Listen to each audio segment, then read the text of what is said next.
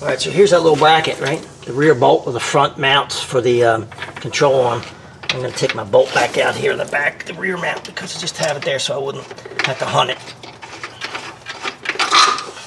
Slide that out. I just knock that. I think you can still see. Do this. Get that right with the bracket on my front one. It's a little bit of a pain because that motor mount in the way.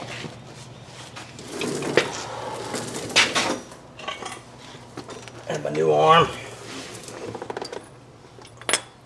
I slide my bracket on here so I don't forget it. The harder one to get is the back one. A little easier now because I have everything out basically. The only thing that's in my way really is this sway bar. I'm just going to try to easel the back in here first, if I can. And then we'll pivot the rest into place. That's the plan. We'll see how that goes. Not too bad. I think it went pretty well. If I can get the bottom started. We'll see how far off I am. No, of course not. Let me get a punch. Tapered punch works great for this.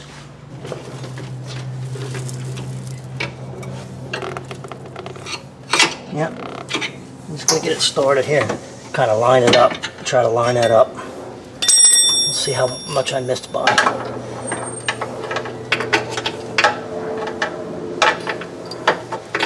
Come on.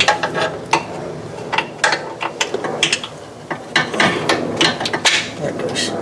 Get the bottom started. Alright. Now I can see where the top's going to go. Back a little like that. There we go. Bolt my nut, get that back on there just to keep it in place.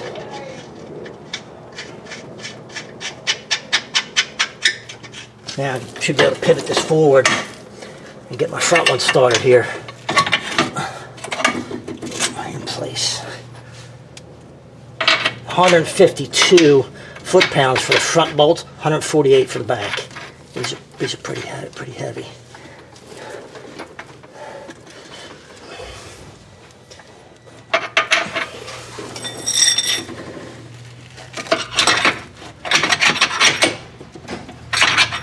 Same deal with the taper punch. Didn't really help. It did. It was close. I want to start these by hand, of course, as always. I think they're 22 millimeter. Let me go get a socket. These should go in easy. You don't want to force them. I did start them by hand to make sure that they went in okay. You don't want to cross thread these. They're in the frame. So I got that one started. Looks good. Everything's going in well. And the same back here. They should not tighten up on you right away. They should go in there pretty easy until they get down, you know, where they're bottoming out on the control arm tab. And these are going in easy. Now I'm going to gun these in, but I've already run them in, so I know they're not cross-threaded. That's the big deal here. I want to be able to feel them.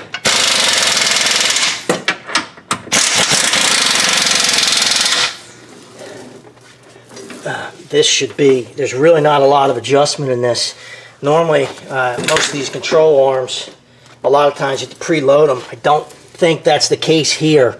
Especially not the front one. There's really no adjustment. And the back has a metal collar, so the bushing is not being squeezed in the thing. It's actually the metal collar that's tightening up. So, and this is actually without the everything on it here, pretty much straight out, which is generally where you see them at ride height.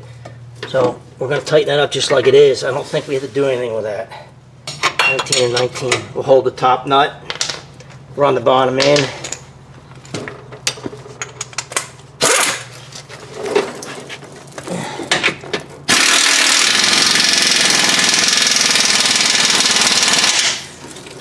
Okay.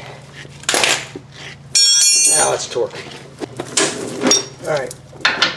Let's try to do this without knocking the camera all over the place. These are gonna be tight. They're gonna be really tight. Fortunately, I'm in a good position with these. The other side was a lot harder. Alright, there's 152.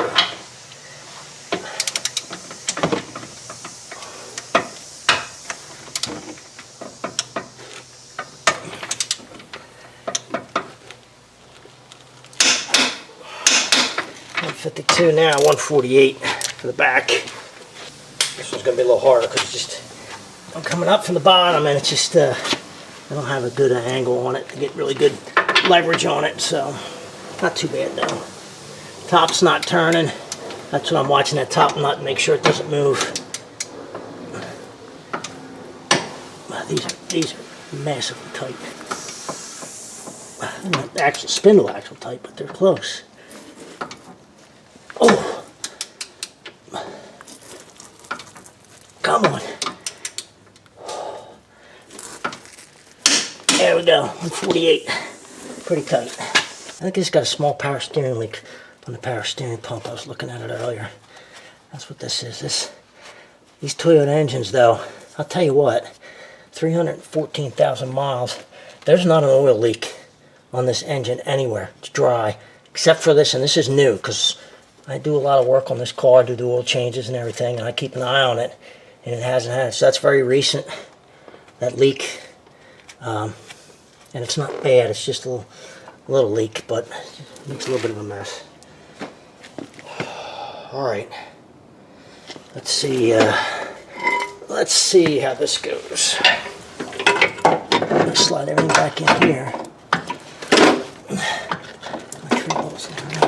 I would say that motor has to come up. Trying to block everything that I'm doing here. I know I had to kind of weasel it out. Oh, there we go, not too bad. So I'm actually a little high, we're good. Let's get these bolts, 3 bolts started. One down here where my finger is right there. 2 up top. Let's get them all started. By hand, of course. Let me go clean them on the wire wheel first. So I generally like to clean them on the wire wheel when I'm doing this. We live, in an area that's, it's in the rust belt. We get a lot of rust, a lot of corrosion. And I find that if you clean them first, they just go in so much easier rather than fighting with them. All right, that one started. Let's get the bottom one. One that's going to be the hardest, if any of them are.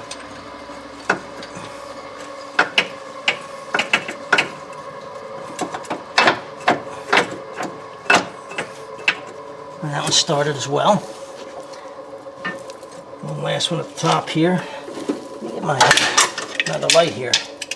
Maybe can get you a little better deal. That didn't really help, did it? Let's get it over here. Maybe that helps. Try to get it right in your way so you can't see anything. All right.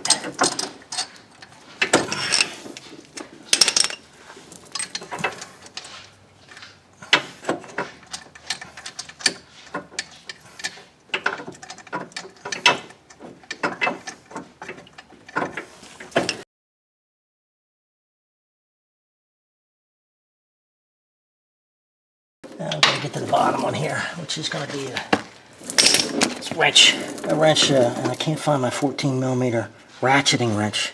It's here. It's not where it's supposed to be, which is unusual. Probably looking right at it and don't see it.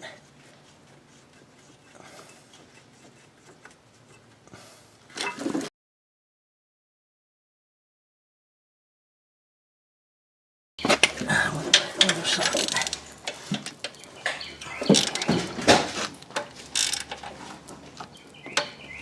Okay, check this one again. We're good. Check the bottom one more time. Be sure. Yeah, we're good. Alright, so I'm going to put this top nut on. One nut here, one nut back here, and one nut down here. Before we do that, I'm going to let the engine down now. It's bolted into the mount. You should be able to let it down. Drop it right back onto that mount.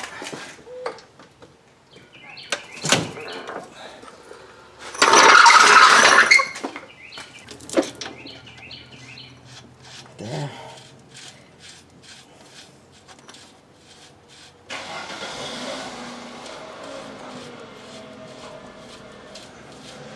I believe that's a 19mm, I believe. I've got my one here. These are 17s. Let's start that one.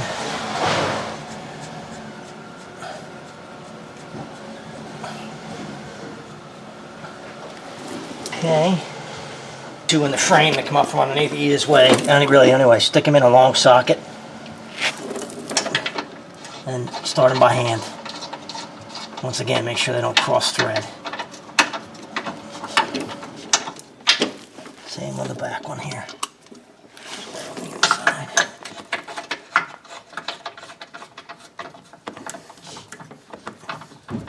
All right, get my gun.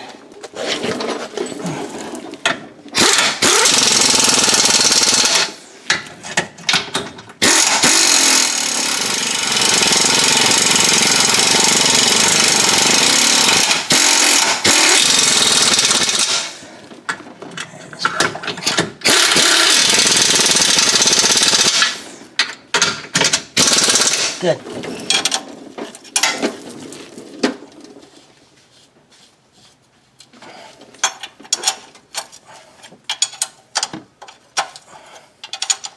little bit of a pain because it's in the way of getting the control arm apart, but not too bad really. The only really bad part about this whole thing was that axle.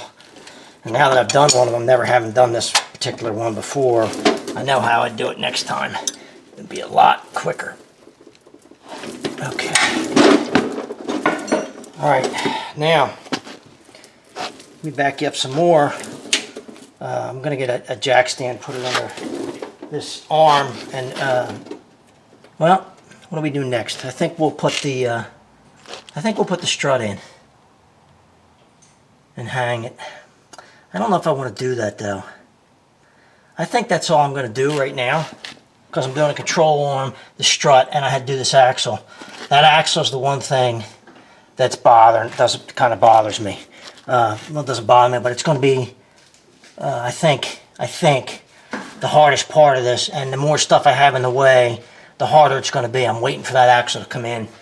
I think I'm going to wait, and I'm going to get that axle in place first before I put the knuckle back onto the ball joint, and before I put the strut in.